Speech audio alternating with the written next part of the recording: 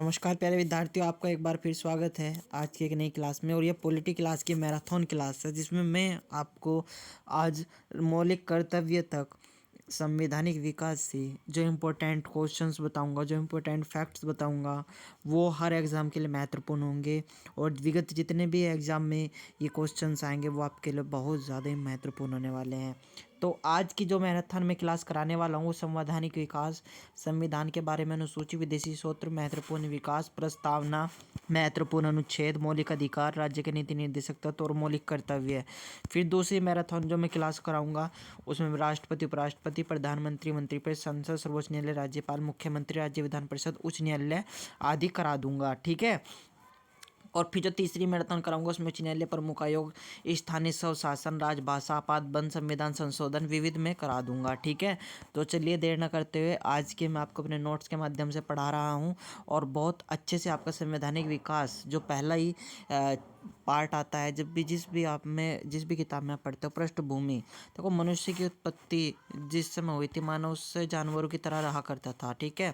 इसमें आग का पका हुआ मांस, धातु, तांबा, कांसा, औजार से आदि से खेती किया करता था। राइट। लेकिन इसमें आपको जो जानने वाली चीज़ है कि संविधान क्या होता है, कॉन्स्टिट्यूशंस क्या होता है, तो दोस्तों आप लोगों को पता होना चाहिए। तो जैसा मैं आप लोगों को बता रहा था कि किसी भी राज्य तथा किसी भी नीति के शासन को संचालने के लिए एक आवश्यक दस्तावेज की ज़रूरत होती है जो संविधान का है। ठीक है। और संविधान का जो निर्माण हुआ है उसमें संवैधानिक विकास 1773 से 1950 तक हम लोग पढ़ने वाले हैं। राइट।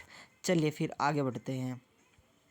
अगर आगे मैं आप लोगों को बताने की कोशिश करूँ, सबसे पहले हम 1773 का रेगुलेटिंग एक्ट देखेंगे, उसके बाद 1784 का पीट्स इंडिया एक्ट, उसके बाद 1813 का चार्टर एक्ट, उसके बाद 1833 का चार्टर एक्ट, उसके बाद 1853 का चार्टर एक्ट, उसके बाद 1858 का भारत शासन अधिनियम, उसके बाद हम देखेंगे 1861 का एक्ट, उसके बाद हम देखेंगे 1892 का रेगुलेटिंग एक्ट, GI एक्ट है ना, रेगुलेटिंग एक्ट, उसके बाद 1909 का मार्ल मिल्टो अधिनियम, उसके बाद 1919 का मार्टेंग्यू चेक्सफोर्ड एक्ट, उसके बाद 1935 का गवर्नमेंट एक्ट, उसके बाद 1947 का स्वतंत्रता अधिनियम। ठीक है। चलिए अब तो फिर आगे बढ़ते हैं। मैं आप लोगों को 1600 ईस्वी की कहानी तो सबको ही पता होगा भाई। ईस्ट इंडिया कंपनी से पूर्व की सर व्यापार करने की 15 साल तक अनुमति मांगी थी। इसमें भारत में आ गई थी महारानी एलिजाबेथ। ठीक है। चलिए 23 जून 1757 को क्या हुआ था, प्लासी का युद्ध हुआ था बंगाल और ईस्ट इंडिया कंपनी के बीच, जिसका नेतृत्व किसने किया था ये पूछ लेता है, क्लाइव ने किया था। और इसमें ईस्ट इंडिया कंपनी जीत गई थी जबकि बंगाल इसमें हार गया था, बिल्कुल है ना। उसी तरह बक्सर का युद्ध इसमें पूछ लेता है। बक्सर का युद्ध जो हुआ था वो 1764 में होता, Bengal, Awadh, Mughal, East India Company के बीच। इसका नेतृत्व किसने किया था, इंपॉर्टेंट क्वेश्चन है, हैक्ट मुनरो ने किया था। ठीक है। जीत किसकी हुई थी, ईस्ट इंडिया कंपनी की। इलाहाबाद की संधि किसने की थी, तो क्लाइव ने की थी, याद रखिएगा। बंगाल का द्वैध शासन की शुरुआत किसने की थी, वो भी क्लाइव ने ही की थी। राइट। तो आप लोगों को यहाँ पे याद क्या रखना है वो मैं आप लोगों को बता देता हूँ।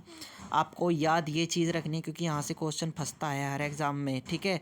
चाहे वो कोई सा भी विगत एग्जाम हो, यहाँ से क्वेश्चन आएगा ही आएगा। राइट।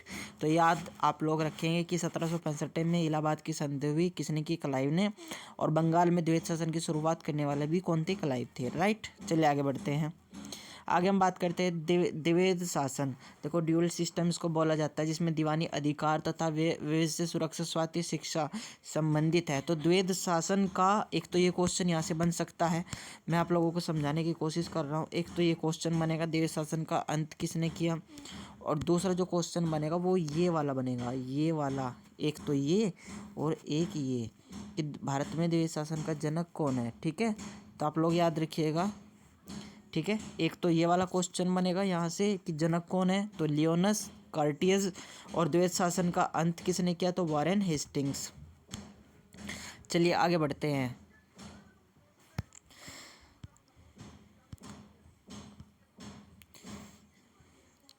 तो हम पढ़ रहे हैं डायरेक्ट अब 1773 का रेगुलेटिंग एक्ट। भाई साहब इंपॉर्टेंट है हर एग्जाम्स के लिए। तो भारत में उस समय किसका शासन था, तो भारत पीएम उस समय कौन थे, लॉर्ड नॉर्थ थे। और बंगाल के गवर्नर जनरल बदल कर इस एक्ट के तहत बंगाल का गवर्नर जनरल, जो गवर्नर जनरल होगा तो वो बंगाल का गवर्नर जनरल बन गया था, जबकि वो पूरे उसका गवर्नर जनरल हुआ करता था। राइट। तो फर्स्ट बंगाल के अगर गवर्नर जनरल आप लोगों से पूछ ले तो कौन है, फर्स्ट गवर्नर जनरल क्लाइव है। राइट। और बंगाल के first governor general Warren Hastings है। ठीक है, याद रखिएगा आप लोग, बंगाल के फर्स्ट गवर्नर जनरल क्लाइव और बंगाल के first governor general Warren Hastings. ठीक है। 1774 में कलकत्ता सुप्रीम कोर्ट की स्थापना भी 1773 के रेगुलेटिंग एक्ट के तहत होती है। उसमें फर्स्ट मुख्य जो न्यायाधीश थे एलिजा इम्पे थे और बंगाल के गवर्नर जनरल का कार्यकारिणी में 4 सदस्य शामिल कर दिए गए थे। राइट, आगे बढ़ते हैं। आगे हम बात करते हैं पेट्स इंडिया एक्ट 1784। उसमें ब्रिटिश पीएम कौन थे? विलियम पिट थे और इनका कार्य पृथक किया था। राजनीतिक कार्य बोर्ड्स ऑफ कंट्रोल और व्यापारिक कार्य बोर्ड्स ऑफ डायरेक्टर्स। ठीक है, याद रखेंगे।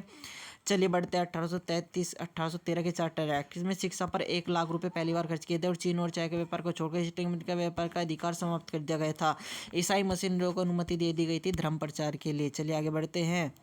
1833 का चार्टर एक्ट। 1833 का जो चार्टर एक्ट है उसमें आगे बढ़ते हैं। इसमें आपको बता दें, इसमें व्यापारिक जो कंपनी का व्यापारिक अधिकार तो समाप्त कर दिया गया था 1833 के चार्टर एक्ट के तहत। और बंगाल के जो गवर्नर जनरल थे अब उनका नाम बदलकर भारत के गवर्नर जनरल कर दिया गया था। नोट, फर्स्ट भारत के गवर्नर जनरल अगर आपसे पूछ ले तो विलियम बेंटिक थे और बंगाल के अंतिम अगर गवर्नर जनरल पूछ ले तो विलियम बेंटिक थे। ठीक है, ये भारत के फर्स्ट गवर्नर जनरल थे और बंगाल के भी फर्स्ट गवर्नर जनरल थे। तो याद रहेगा आप लोगों को, इसको रट लीजिएगा जितना हो सकता है उतना, क्योंकि ये क्वेश्चन आपका बनता है हर एग्जाम में यहाँ से। ठीक है, ये 2 क्वेश्चन बनता है क्योंकि मेरी खासियत रहती है मैं इंपॉर्टेंट आप लोगों को पहले ही बता देता हूँ और इसमें इतने ज़्यादा इंपॉर्टेंट है कि आप पूछिए मत। ठीक है। विधि आयोग की स्थापना तो मैकाले याद रखिएगा। दास प्रथा समाप्त किसने की? तो एल बिनोरो ने की थी 1843 में। याद रखिएगा। चलिए आगे बढ़ते हैं।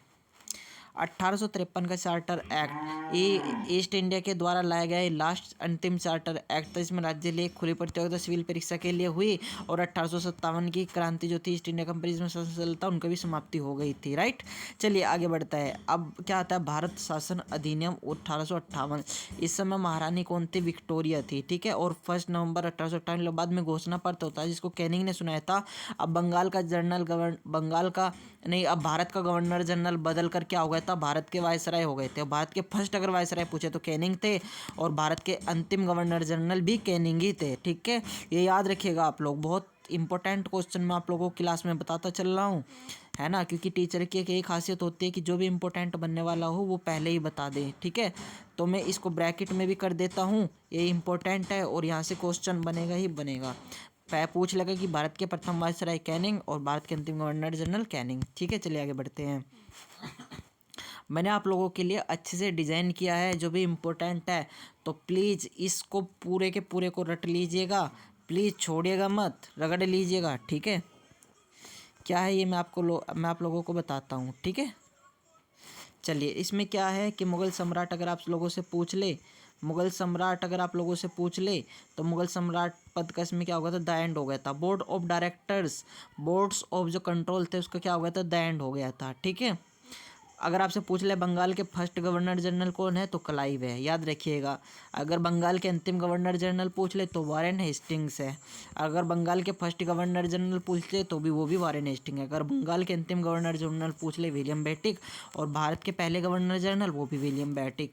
भारत के पहले गवर्नर जनरल भी थे और बंगाल के अंतिम गवर्नर जनरल भी थे। और बंगाल के first viceroy Warren Hastings, governor general Warren Hasting और बंगाल के अंतिम गवर्नर जनरल भी वॉरेन हेस्टिंग और बंगाल के फर्स्ट गवर्नर जनरल क्लाइव। ठीक है, तो भारत के अंतिम गवर्नर जनरल कैनिंग और भारत के पहले वायसराय भी कैनिंग, ये याद रखिएगा आप लोग, स्क्रीनशॉट ले लीजिएगा। चलिए आगे बढ़ते हैं और आगे बढ़ते हुए हम बात करते हैं 1 मिनट 1861 का। इसमें बजट प्रस्तुत हुआ था, जेम्स विल्सन ने किया था। अध्यादेश जारी करने की शक्ति और विभागीय प्रणाली इसी में आती है। ठीक है, याद रखिएगा। चलिए आगे बढ़ते हैं 1892 का एक्ट। इसमें अप्रत्यक्ष निर्वाचन प्रणाली सुनिश्चित हुई थी। और आगे बढ़ते हैं 1919 का। भाई साहब रट लीजिएगा इसको, हर एक चीज़ रट लीजिएगा जो मैं बताने वाला हूँ। 1919 का मार्ट मिल्टो अधिनियम, इसमें गांधी जी ने इसको सर्वनाश बताने वाला अधिनियम बताया था। राइट, चलिए आगे बढ़ते हैं। बजट पर पूरक प्रश्न पूछने का अधिकार इस एक्ट में है। मार्ट मिल्टो, जिसमें भारत सचिव का इसमें वर्णन था। मिंटो क्या होता है? वायसराय है। ठीक है, तो आपको पहला क्वेश्चन याद रखें, गांधी जी ने इसको क्या बोला था, सर्वनाश करने वाला अधिनियम बोला था, राइट। चलिए आगे बढ़ते हैं। और माल्ट मिंटो अधिनियम क्या है इसमें, भारत इस माल्ट मिंटो ने इसका मतलब इसको एक्ट को बनाया था, जो वायसराय थे उस समय। और सांप्रदायिक निर्वाचन प्रणाली की इसमें शुरुआत हो गई थी। करने वाले कौन थे, मार्ले थे। मार्ले मिल्टो ने पत्र लिखा था मार्ले को, हम नाक के दांत बो रहे हैं, इसका फल भीषण होगा, ये बात कही थी मार्ले मिल्टो ने अपने पत्र में, ठीक है। चलिए फर्स्ट इसमें भारतीय कौन थे, सत्येंद्र सिन्हा थे, जो विधि सदस्य भी थे। याद रहेगा आप लोगों को इतना। चलिए आगे बढ़ते हैं। आगे हम बात कर रहे हैं मॉन्टेग्यू चेम्सफोर्ड अधिनियम, जो कि 1919 में आया था, ठीक है। मॉन्टेग्यू चेम्सफोर्ड अधिनियम, इसमें भारत सचिव प्लस वायसराय दोनों के पद क्या थे, निहित थे, ठीक है। और इसमें द्वैध शासन की शुरुआत हो गई थी। उत्तरदायी शासन भी बोला जाता है, इसमें शब्द यूज है। आरक्षित और हस्तांतरित, आरक्षित में कार्यकारिणी परिषद, राज्य वित्त पुलिस, और हस्तांतरित में व्यय मंत्री, स्वास्थ्य शिक्षा। केंद्र में इसमें क्या थे, द्वित सदनात्मक प्रणाली थी, जिसमें राज्य परिषद के 60 सदस्य प्लस 5 साल तक उनका कार्यकाल, जिसमें केंद्रीय विधानसभा में सदस्य जिनका 153 वर्ष कार्यकाल, ठीक है। आगे बढ़ते हम लोक सेवा आयोग के गठन की इसमें सिफारिश की गई थी, ठीक है।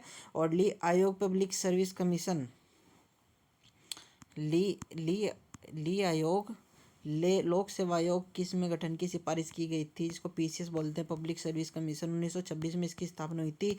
और फर्स्ट अध्यक्ष थे सर रोस बर्कर। 1905 में यूपीएससी बन जाएगा, ऐसी भी इसमें बात की थी। महिलाओं को पहली बार वोट डालने का अधिकार, महिलाओं को इसमें पहली बार वोट डालने का अधिकार मिला था, राइट। और 10 वर्ष बाद समीक्षा आयोग की स्थापना। तो ये याद रखिएगा कि ये जो एक्ट आपका आया था 1919 का मार्च में महिलाओं को वोट डालने का भी अधिकार मिला था। और 10 वर्ष बाद समीक्षा आयोग आया। अधिनियम 1919 लागू कब हुआ था, ये 1921 में हुआ था। तो नेक्स्ट दूसरे चैप्टर में बात करते हैं। पहला चैप्टर आपका हो गया समाप्त। तो प्यारे विद्यार्थी हम बात कर रहे हैं संवैधानिक विकास के पार्ट 2 की। तो हमने आपको क्या पढ़ाया था, हमने आपको पढ़ाया था 1919 का गवर्नमेंट एक्ट, जिसमें 10 वर्ष बाद समीक्षा आयोग की आता है। और फिर 1919 और फिर 1919 से ये मतलब जो एक्ट था निर्माण इसका 1927 में साइमन कमीशन आता है, जिसमें गो बैक के नारे भी लगे थे, ठीक है। गो बैक के क्या लगे थे, साइमन कमीशन में नारे भी लगे थे, राइट। तो याद रहेगा आप लोगों को। चलिए आगे बढ़ते हैं। इसमें क्या हुआ था, इसमें लाला लाजपत राय जी की हत्या भी हो गई थी। और साइमन कमीशन में 7 सदस्य अंग्रेजी थे, तो भारत आए थे, 1928 में आए थे, याद रखिएगा। चलिए फिर आगे बढ़ते हैं हम। 1935 का एक्ट, वाजी वाह, कितना अच्छे से देखो मैंने आप लोगों के लिए सजाया है। तो चलिए फिर इसको मैं समझाता हूँ। संवैधानिक पर इसका सर्वाधिक प्रभाव किस एक्ट का पड़ता है, 1935 एक्ट का पड़ता है। और इसको लघु संविधान मिनी कॉन्स्टिट्यूशन भी बोला गया है। प्रांत इसमें द्वैत शासन डबल सिस्टम। और समाप्त कब होता है, वो 1900 आपका ये समाप्त होता है 1949 में, ठीक है। जी हाँ, प्रांतीय स्थायित्व था, केंद्रीय द्वैत शासन के इसमें शुभारंभ किया था। अविष्ट शक्ति केंद्र थी, प्रस्तावना विहीन एक्ट 1919 को प्रस्तावना करके 1935 में बदल दिया गया था। अखिल भारतीय महासंघ का निर्माण इसमें नहीं हुआ था, ठीक है। चलिए आगे बढ़ते हैं। फेडरल कोर्ट की स्थापना कब की गई थी, तो इसमें फेडरल कोर्ट की स्थापना 1937 में की गई थी। किसने की थी, सर मोरिस ग्वेलियर ने की थी, राइट। चलिए आगे बढ़ते हैं। आरबीआई की इसमें स्थापना हुई थी, यंग हिल्टन आयोग की शाही आयोग की सिफारिश। और 1934 ये एक्ट था, इसकी स्थापना 1 अप्रैल 1935 में हुई थी, ठीक है। प्यारे विद्यार्थी हो, तो इतना आप याद रखेंगे कि आरबीआई की स्थापना होती है 1934 में। यंग हिल्टन आयोग थे, जो शाही आयोग था, और इसकी स्थापना 1 अप्रैल 1935 में। तो फर्स्ट गवर्नर उस समय सर ओरजन स्मिथ थे, याद रखिएगा। तो बात हम करते हैं सूचिया की। तो राष्ट्रीय महत्व में संघ सूची 59वीं में, समवर्ती सूची 36वीं में, प्रांतीय सूची 54वीं में है, जिसमें स्थानीय महत्व दिया गया है। वर्मा म्यांमार को भारत से अलग कब किया गया था, तो 1937 में किया गया था। इसमें भारत परिषद का क्या हो गया था, अंत हो गया था। 1935 एक्ट को लागू कब किया गया था, आप लोगों को पता ही है, 1 अप्रैल 1937 में किया गया था। और जवाहरलाल नेहरू का एक कथन भी इसमें बड़ा मशहूर हुआ था कि एक ऐसी कार जिसके ब्रेक तो हैं पर इंजन नहीं है। सेकेंड वर्ल्ड वॉर की शुरुआत कब हुई थी, तो सेकेंड वर्ल्ड वॉर की जो शुरुआत थी 1939 में हुई थी। इंग्लैंड, रूस, अमेरिका, फ्रांस, यूके इसमें क्या था बच्चों, कमज़ोर हो गया था, और भारत इसमें शामिल हुआ था। जर्मनी, इटली, हिटलर सब पर भारी पड़ रहे थे, जर्मनी इटली पर, है ना। तो भारत संविधान की उस समय क्या कर रहा था, मांग कर रहा था। और यूके यूके ने कहा था संविधान सभा बनाई जाएगी, लेकिन युद्ध के बाद पहले आपको हमारी तरफ से लड़ना पड़ेगा। भारत ने मना कर दिया था और भारत ने भारत छोड़ो आंदोलन स्टार्ट कर दिया था। उसी समय क्रिप्स मिशन 1942 आता है, जिसमें संविधान सभा का निर्माण उस समय युद्ध के समय होता है। और क्रिप्स मिशन 1942 भारत जब आया था तो वायसराय लेना लिथिंगो थे और इंग्लैंड पीएम चर्चिल थे। उस समय Mahatma Gandhi post dated cheque दिवालिया बैंक के नाम पर भविष्य की तिथि में भुनने वाला चेक इसको बताया था। और सेकेंड वर्ल्ड वार 1945 उस समय समाप्ति की ओर था, जब यूके की स्थिति बहुत खराब थी, सरकार बदल रही थी। लेबर पार्टी उसमें पीएम इटली थे। इटली ने कहा था कि भारत में संविधान सभा का निर्माण होगा, तब कैबिनेट मिशन भारत आया।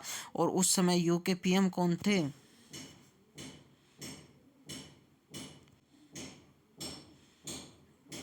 उस समय यूके पीएम कौन थे? Labour party Italy. और भारत कब आया था? 1946 में। 3 सदस्य में थे पोर्थिंगलेरिंग्स, इसके क्या थे अध्यक्ष? Alexander Stafford Cripps. ठीक है। फर्स्ट सिख 10 लाख की जनसंख्या पर 379 सीट, और इसमें 3 समुदाय थे, सामान्य, मुस्लिम और सिख।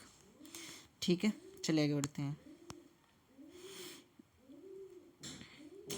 379 सीट पे से 93 सीट पर देसी रियासत राज्य राजा मनोनीत किए गए थे, और 292 सीट 11 ब्रिटिश प्रांतीय प्रांत अप्रत्यक्ष निर्वाचन उस पर हो रहे थे। ठीक है।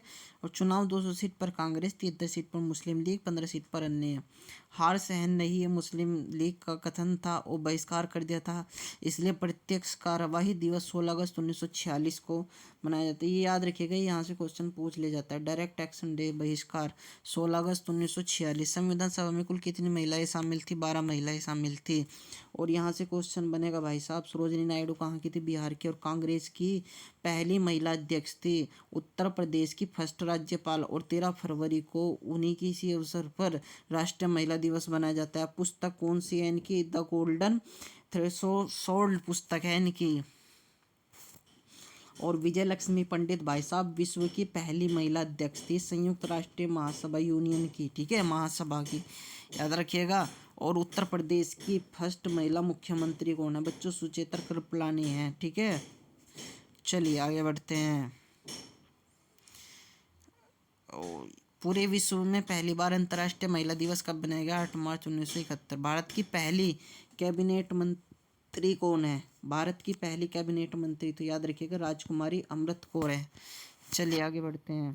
एकमात्र मुस्लिम महिला कौन थी? एकमात्र मुस्लिम महिला बेगम एजाज रसूल थी। आगे बढ़ते हैं। महात्मा गांधी बच्चों संविधान सभा के अध्यक्ष सदस्य नहीं थे, याद रखिएगा। फर्स्ट बैठक कब होती है बच्चों? इंपॉर्टेंट है, छाप लीजिएगा, पेपर की खोपड़ी में छेद कर देगा। 9 दिसंबर 1946 को संविधान सभा की फर्स्ट बैठक होती है। अस्थायी अध्यक्ष डॉक्टर सचिन सिन्हा, सबसे वरिष्ठ उपसभापति फ्रैंक एंथनी। नोट, हैदराबाद को रियासत भाग नहीं था। 11 दिसंबर 1946 संविधान सभा की तीसरी बैठक होती है। उसके प्रथम स्थायी अध्यक्ष डॉक्टर राजेंद्र प्रसाद, उपाध्यक्ष एच.सी. मुखर्जी, संवैधानिक सलाहकार बी.एन. राव। 13 दिसंबर 1946 को जवाहरलाल नेहरू ने उत्तेजित से प्रस्ताव प्रस्तुत किया। 22 जनवरी 1947 को पांचवी बैठक थी। महत्वपूर्ण तथ्य, संविधान सभा का पहला सत्र कब से कब तक चला? तो याद रखिएगा, जो संविधान सभा का पहला सत्र चला वो 9 दिसंबर 1946 से 13 दिसंबर 1946, और जो 24 जनवरी और जो 12वां सत्र चला वो 24 जनवरी 1950 तक। कितने सत्र हुए? टोटल 12 सत्र हुए, याद रखिएगा। ठीक है, चलिए आगे बढ़ते हैं। आगे जो मैं आप लोगों को बताने वाला हूँ वो बहुत ही कमाल की चीज़ है और एग्ज़ाम में भर भर के पूछी जाती है। ठीक है बच्चों, तो चलिए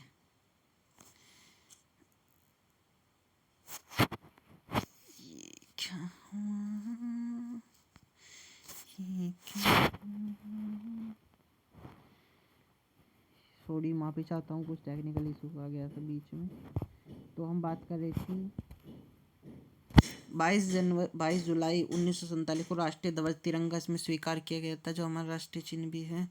ठीक है। प्रारूप समिति का गठन कब होता है? 19 अगस्त 1947। और प्रमुख सदस्य बच्चों ये पूछ लेता है, इसमें से याद रखिएगा डॉक्टर भीमराव अम्बेडकर इसके अध्यक्ष थे, एन गोपाल लाल स्वामी अयंगर थे, और एन माधवराव बी.एल. मित्र के समय पर मनोनीत हुए। डॉक्टर एम के मुंशी एकमात्र कांग्रेस सदस्य, लादी कृष्ण स्वामी अय्यर, सैयद महमूद सदुल्ला, टीवी तालीम इनकी मृत्यु होने पर मनोनीत। अन्य समितियां जो बनी थी, ये समितियां याद रखिएगा, बहुत अच्छे से मैंने आप लोगों के नोट्स में डिजाइन किए हैं। संघ शक्ति समिति, इसके अध्यक्ष कौन थे? जवाहरलाल नेहरू। संघीय संविधान समिति, इसके अध्यक्ष कौन थे? जवाहरलाल नेहरू। मूल अधिकार समिति, इसके अध्यक्ष कौन थे? सरदार पटेल। प्रांतीय संविधान समिति, इसके अध्यक्ष कौन थे? सरदार पटेल। राष्ट्रीय ध्वज तदर्थ समिति और प्रक्रिया नियम समिति के अध्यक्ष कौन थे? डॉक्टर राजेंद्र प्रसाद। संचालक समिति के अध्यक्ष कौन थे? डॉक्टर राजेंद्र प्रसाद। मूल अधिकार प्लस अल्पसंख्यक के अध्यक्ष कौन थे? सरदार पटेल। 34 उपसमिति थी, इसके हेड कौन थे? जेपी कृपलानी। अल्पसंख्यक के हेड कौन थे? एच.सी. मुखर्जी। याद रखिएगा 16 मई 1949 को क्या होता है? राष्ट्रमंडल सदस्य बनता है कौन? भारत। और 24 सितंबर 1949 को, ये बहुत इंपॉर्टेंट है, इसमें हिंदी राजभाषा चुनी गई। 24 सितंबर को हिंदी दिवस भी बनाते हैं। 26 नवंबर 1949 को 11वां स्वतंत्रता में संविधान बनकर तैयार हो चुका था, उसे 2 वर्ष 11 माह 18 दिन लगे थे। और 26 नवंबर को विधि दिवस, संविधान दिवस भी बनाया जाता है, ये भी याद रखिएगा। और अनुच्छेद 15 26 नवंबर 1949 को लागू होंगे। एक्ट 394 में बात कही गई थी। और 15 एक्ट 394 अनुच्छेद को 16 एक्ट के तहत मतलब जोड़ा गया था। 24 जनवरी 1950 को संविधान की अंतिम बैठक हुई थी, याद रखिएगा। संविधान की अंतिम बैठक 24 जनवरी 1950 को राष्ट्रगान प्लस राष्ट्रीय गीत इसमें लागू किया था। देश के फर्स्ट राष्ट्रपति का इसमें चुनाव भी हुआ था, ये भी याद रखिएगा। चलिए आगे बढ़ते। 26 जनवरी 1950 को संविधान लागू, डॉक्टर राजेंद्र प्रसाद फर्स्ट राष्ट्रपति, और भारत गणतंत्र देश बन चुके, हमारे राष्ट्र अध्यक्ष निर्वाचित हुए थे, ठीक है। और इसी में नोट, इसमें 1929 का लाहौर अधिवेशन भी है, जिसके अध्यक्ष जवाहरलाल नेहरू, जिसमें पूर्ण स्वराज की मांग की गई थी। 26 जनवरी 1930 को पूर्ण स्वराज दिवस भी मनाया जाता है, ये भी याद रखिएगा। 26 जनवरी 1950 को संविधान भी लागू होता है। दोस्तों ये पार्ट 1 है मैराथन क्लास का। सेकंड पार्ट में जल्दी से आपके लिए अपलोड करूँगा, तब तक के लिए अपना प्यार ऐसे ही बनाए रखिएगा। जय हिंद, जय भारत, धन्यवाद।